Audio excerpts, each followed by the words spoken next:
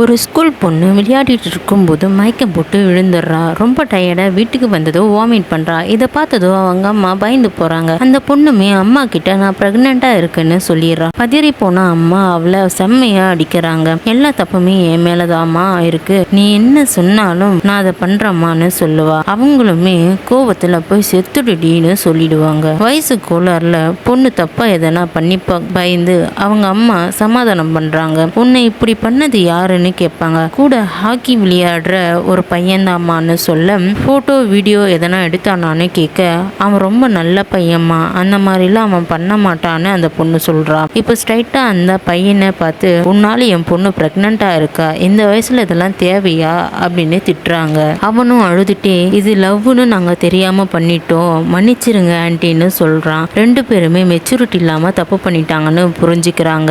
ஹஸ்பண்ட்க்கு தெரியாம அபார்ஷன் பண்ணணும்னு முடிவு பண்றாங்க.